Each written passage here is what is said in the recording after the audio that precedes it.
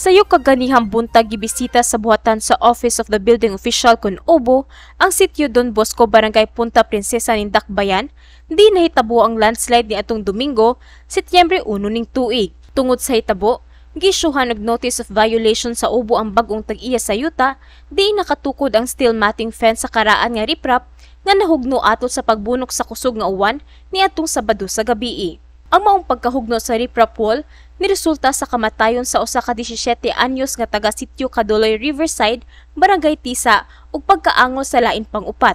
Ang notice of violation personal nga gi-issue ni Architect Florante Catalan ang labaw sa Obo ngadto sa tag-iya sa maong yuta human sila ni pahigayon og inspeksyon sa maong lugar ganinang buntag. So now, because of the ulan, because of the tambak nga bugat na, nabigay na itong karaan. At the same time, nakakita ta dito o isa ka mga violation. Ang fencing, concrete hollow block, gipatungan siya og steel matting nga fencing pod. Ang kanang duha, gipatong siya sa retaining wall. Matud ni Architect Catalan, dili angay patungan ang retaining wall o riprap o kinahanglan nga moatras gyud og 3 meters aron dili mabugatan ang retaining wall o riprap. Sabitan nato siya og relocation survey para makita kung asa gyud tama niya ang property. Ikaduha, pasecure nato siya og fencing permit sa iyang gitukod nga CHB og ang steel matting fence. Ikatulo, atong pangayoon ang mitigating measures usaon niya pag protect ang katong na incident nga naa dito panghitabo. Kabahin usab sa pagdahili sa yuta sa Barangay San Jose, diin aduna sab usa ka 26 anyos nga babaye ang nakabsan og kinabuhi, padayon pa ang pakisusi sa Obo sa lugar, diin nahitabo ang insidente.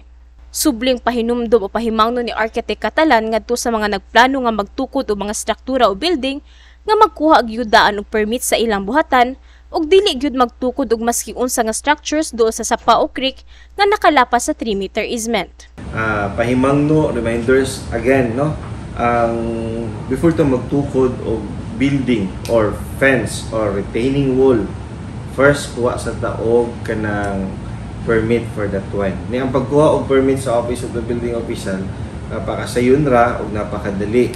Ay naa ang Obo dili para maglisod-lisod sa inyo ha, kundi mutabang para naadayon mo'y permit to construct sa inyong balay, retaining wall o fence. Ayaw gid mo og tukod o construct nga wala mo'y permit nga gikuha sa atong office.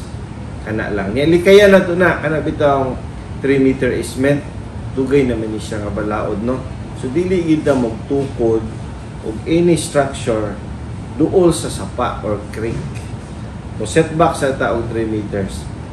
After the setback of 3 meters, kuha sa ka og permit, no? Before ka magpatindog sa imuhang structure, fencing, building, retaining wall, o riprap na siya. Kini ang balita, Nova Yanson, Cebu City News.